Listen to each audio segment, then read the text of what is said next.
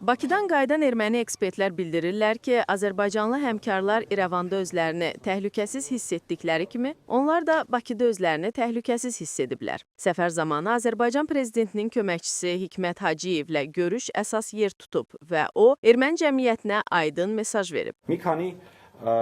Görüşümüz zamanı prezidentin köməkçisi bizdən Ermənistan cəmiyyətinə bir neçə mesajı çatdırmağımızı xahiş etdi. Müharibə bitib. Azərbaycan üçün müharibə yoxdur. Münaqişə onlar üçün başa çatıb. Bu, müharibəsizlik vəziyyətindən sülh qurmaq istəyirlər. Azərbaycanın Ermənistana qarşı heç bir ərazi iddiası yoxdur. Lakin barışıq yolu maneələrlə doludur. Ekspertlər qəbul edirlər ki, 10 illər ərzində yığılıb qalmış etimadsızlıq və inciklik bir gündə yox olmayacaq. Azərbaycanlı ekspertlər, vətəndaş cəmiyyəti nümayəndələri Ermənistanda olarkən, biz onların keçmiş sözlərinin, çıxışlarının və hərəkətlərinin yenidən gündəmə gətirildiyini gördük. Demək istəyirəm ki, eyni hal Azərbaycanda bizim başımıza gəldi. Yəni, müharibə dövründəki bəyanatlarımız, hərəkətlərimiz Telegram kanallarında yayılırdı ki, biz bunlarla mı sülh quracağıq? Bu, təbii bir fenomendir.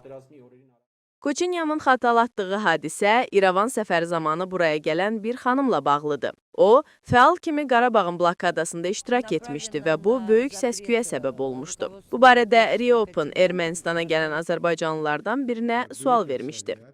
Əvvəla bildirək ki, Azərbaycan tərəfi Ermənistandan gələn nümayəndə heyətinə heç bir şəkildə müdaxilə etməyib. Eyni zamanda, Ermənistan tərəfi də Azərbaycandan gedən nümayəndə heyətinin tərkibinə müdaxilə etməyib. Xanım Dilarə 10 illiklər ərzində Ermənistan-Azərbaycan dialoq platformalarının iştirakçısı olub. O, vətəndaş cəmiyyətinin fəal nümayəndəsidir və bu istiqamətdə çox böyük təcrübəyə malik şəxsdir. O, Qarabağ ermənilərinin reinteqrasiyası prosesində fəal rol oynayıb. Hacıyevlə erməni əsirlər məsələsi də müzakirə olunub, lakin onlarla görüşmək onlar üçün prioritet olmayıb. Nayra Sultanyanın sözlərinə görə bu məsələni qaldırmaqla bağlı heç bir məhdudiyyət olmayıb. Beynəlxalq qurumlarda da bu barədə danışmağa davam edəcəklər.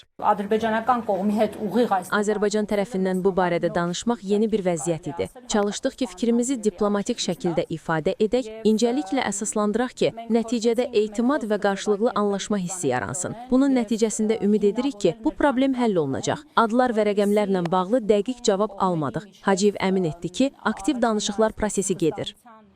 Erməni və Azərbaycanlı ekspertlər Bakıda ictimai səviyyədə həssas məsələləri, yer adları problemini də müzakirə ediblər.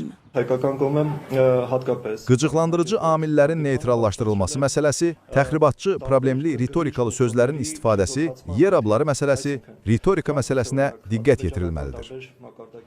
Çətinliklərə baxmayaraq, ekspertlər hesab edirlər ki, dialoq yeni, daha konstruktiv mərhələyə qədəm qoyur. Əgər İrəvan görüşü zamanı biz bir-birimizi başa düşdüyümüzə əmin olduqsa, Bakı görüşü zamanı aydınlaşdırdıq ki, danışdıqlarımız ünvanına çatır. Elə məsələlər var ki, reaksiya aydındır, müsbətdir, elə məsələlər var ki, prosesdədir, elə məsələlər də var ki, razılığa gələ bilmirik. Ermənistan-Azərbaycan münasibətləri kimi bir məsələdə bu təbiidir. Faktiki olaraq sülh körpüsü təşəbbüsü təkcə imkan deyil, həm də besmə haqqı. Siyasi müstəvidə hələ də həllini tapmamış dərin problemlərin vətəndaş cəmiyyəti səviyyəsində aradan qaldırılmasının mümkün olub-olmadığını anlamaq üçün.